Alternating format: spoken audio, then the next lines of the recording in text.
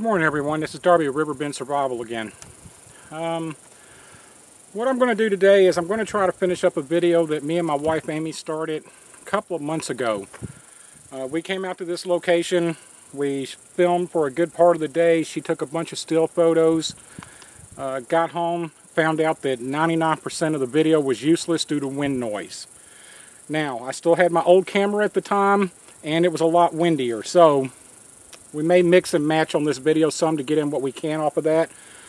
Because one of the things that's changed here is right here where you can see the water.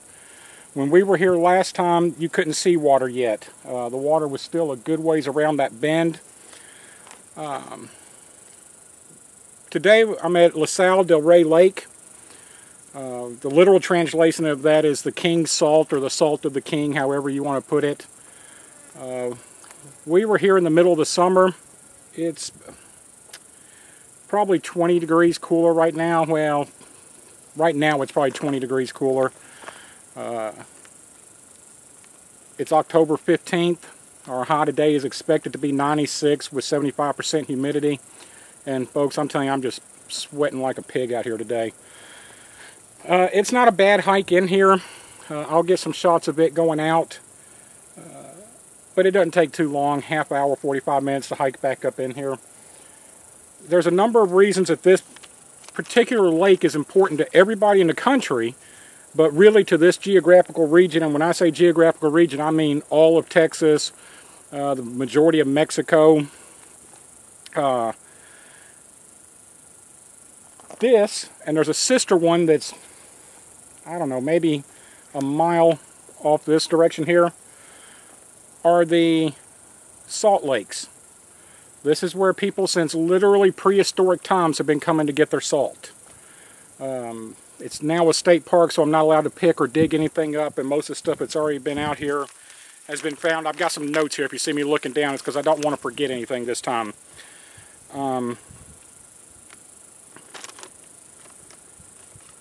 There's been plenty of stone tools and projectile tips, some of them dating back to the prehistoric times, found along this location.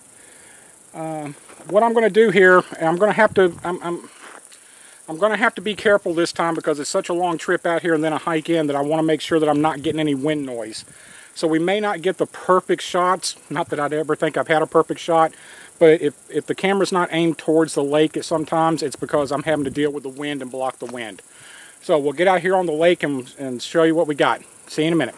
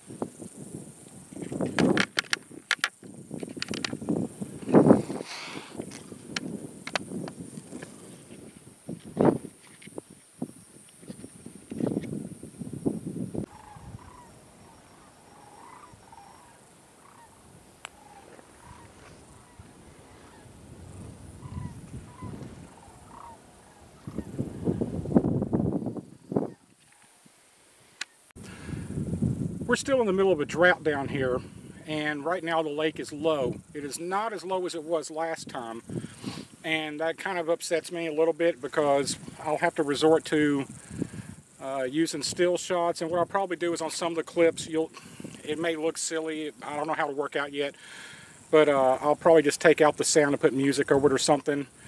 Where I'm standing at right now, I should be about waist deep in water. The area I was showing you a second ago is right behind the camera over here. This is the back side of the lake here, and it runs a good ways up there, and as you can see, it's dry. And when I say dry, we had rain a couple of days ago, so there's water has hit the sand bed. What that has done to me, somebody out here to make a video on it, is When we were here last time, we were in the heat of summer. It was a dead drought, and this whole thing was white. When you'll see the pictures when I put them up, or the video clips, it just looks like you're looking across a bed of diamonds out here. Today it looks kind of dingy, but I'm going to head on, and I can also tell you that the water is much farther up than it was last time we were here. Last time from this exact location, you couldn't even see the water yet, and here I can already see it. So we'll head on out there, see if we can find a place out of the wind here. Obviously, once you get out onto a salt flat, it gets windy. And I'm taking pictures of some of the stuff that's going on. I just missed a beautiful doe that jumped up. I guess I disturbed her while she was sleeping over here. There's big packs of vultures up here. There was eagles over on the power line that runs through from the house that's way down there. But I'll keep getting the videos, and then we'll see how it comes when I put it together. See you in a minute.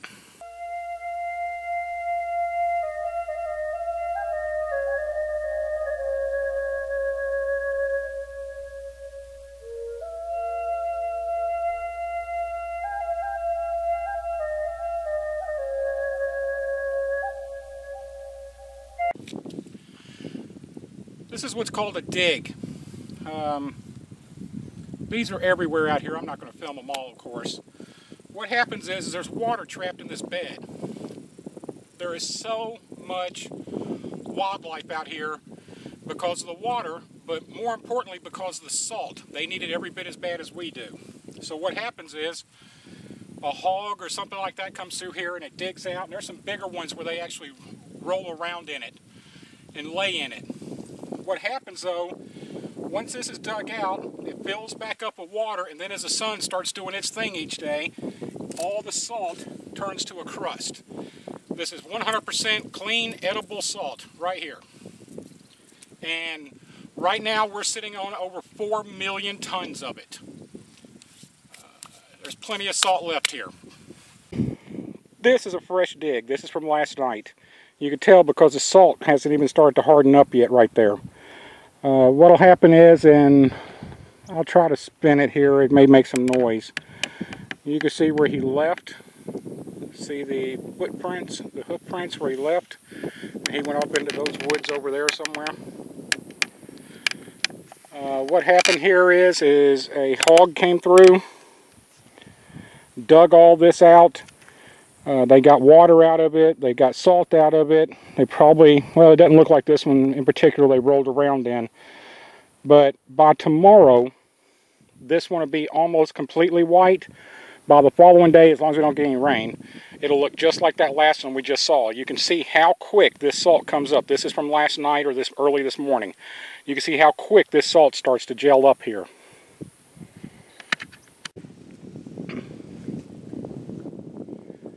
You can see here that this group of vultures, they've landed, they're over there drinking, they're over there getting whatever salt they need from the water or whatever they're doing. This entire place is just flat loaded with prints. Let me turn this just a little. I'm going to have to widen it out and then turn it here.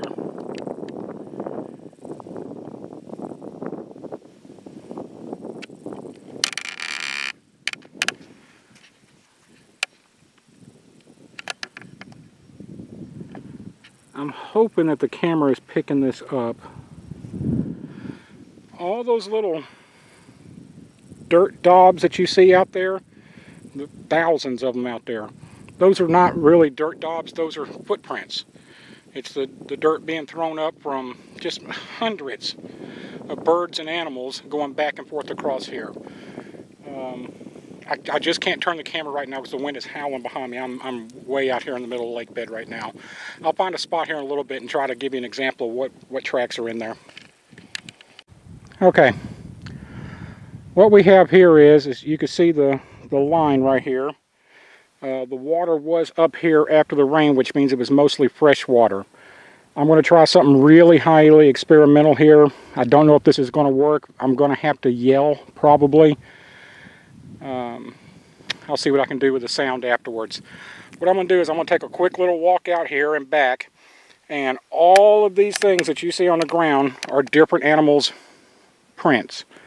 And I'll quickly walk out there and see how many different ones I can spot just in this one little, we'll call it 10 yard by 10 yard area. Here we go. We got deer. We got raccoon. We have hog.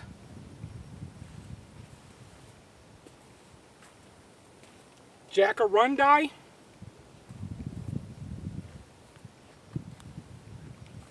Bobcat.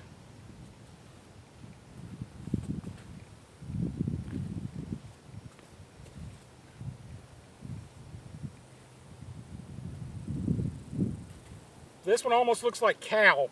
I don't know if there's any cows out here, but it looks like a cow print.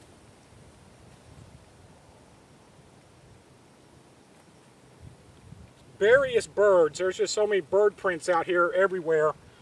That could have been any kind of bird. I'm not an expert on those. The vast majority of these are hog and deer. There's a couple of possum, a couple of raccoon. I only see one track of jacarandai. It's running out here. I don't know if it's coming up on the camera or not. There's some little rabbit ones, but they're hard to find. They don't have enough weight to put any pressure. But that's just in this little 10 square yard area right here. That's how much all these animals come out of here to get to this water and salt. Okay, I'm about as close as I can get to the water right now. I'm sinking in because of the rain we had. If you notice, if it shows up, there are little concrete drain tubes out there. Those were put in by the park. They're for migrating birds to use, to land on, so they can get drinks out there safely without something coming out of this brush and killing them. Right now, I'm looking at the banks around me. Right now, I should be right about here, underwater. It's just real low. I'm going to step behind the camera, give you a little pan here. Then I'm going to get to some place that's hopefully shady. It'll be quite a walk back up here. And then I'm going to go over why this exact spot matters to every American ever born. I'll be right back with you.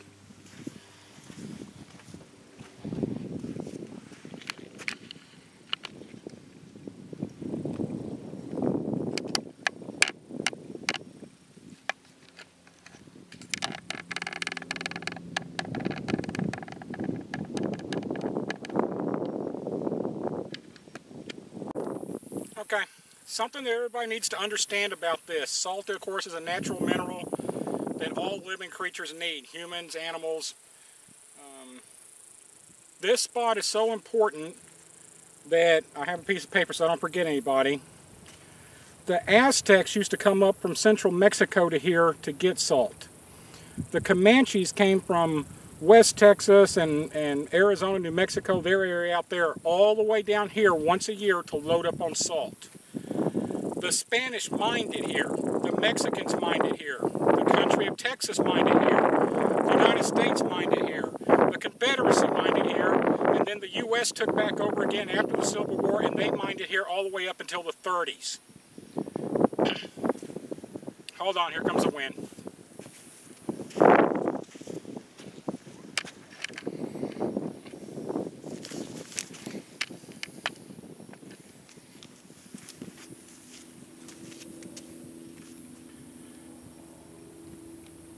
Readjusted the camera to get it maybe directly out of the wind. If you hear that noise, that's a Border Patrol helicopter.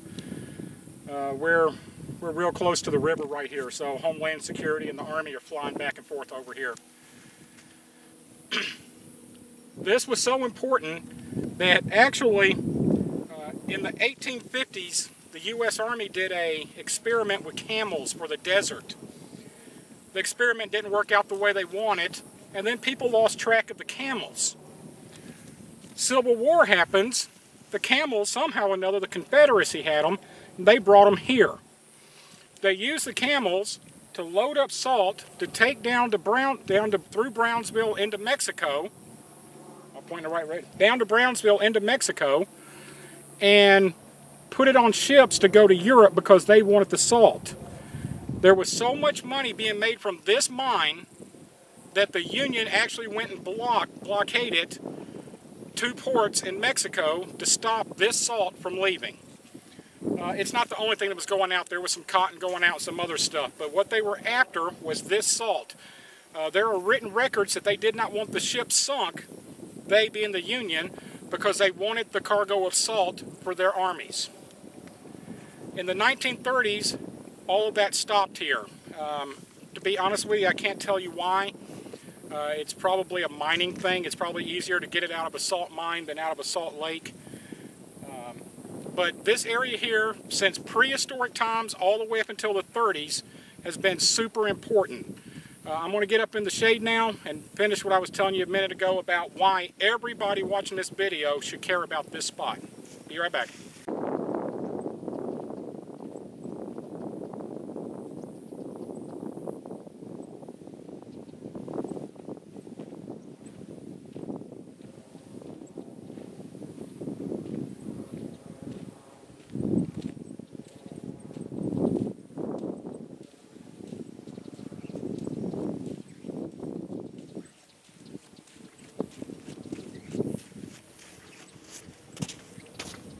As I said earlier, this is called the La Salle del Rey Lake, the King's Salt. That is an extremely important name. The Spanish were so impressed with the amount of salt they were getting out of here that by the early 1700s, they had this spot marked on their maps. It was one of the very few spots in northern Mexico at that time that they had marked. They wanted everybody to know that this belonged to them. The reason this spot matters to everybody watching a video that's an American at least, before this, what happened here, nobody owned mineral rights. You've all heard the story, you know, Robin Hood, you can be executed for killing the king's deer. That was literal. Animals, minerals were all considered property of the government. Whether that be a king, queen, emperor, dictator, president, it doesn't matter. The United States started off the same way. You did not have property rights. What happened though, because of this spot, the person that owned the property on that side and the person that owned the property on this side got together and filed a lawsuit against the U.S. government because they said these minerals were on their lands, that made it theirs. Went all the way up to the Supreme Court and they won. From that day forward, we as Americans had mineral and property rights for our property. Before that date, that wasn't the case. All minerals, whether it would have been, they didn't care about it back then, but whether it had been oil, salt, coal, it doesn't matter. Anything that was naturally occurring on the land, including animals, was considered the government's property. This lake right here is why you, today, own the minerals and property, the minerals that are on the property that you have. Hope you've enjoyed this. Have a great day. I'll talk to you later. See ya. The irony of today is about a week ago I did a video response on the shmog and talked about how I only wore them when it was really cold or really hot. It's neither today. It's in the low 90s. This is the first time in probably 2 years that I have cussed myself for not bringing one. This rain that we had a day or two ago has just massive, massive Africa-sized swarms of gnats up and flying. It's almost hard to breathe. I think I'm going to have to rethink the shmog and start to carry it with me, whether I use it or not. We'll see.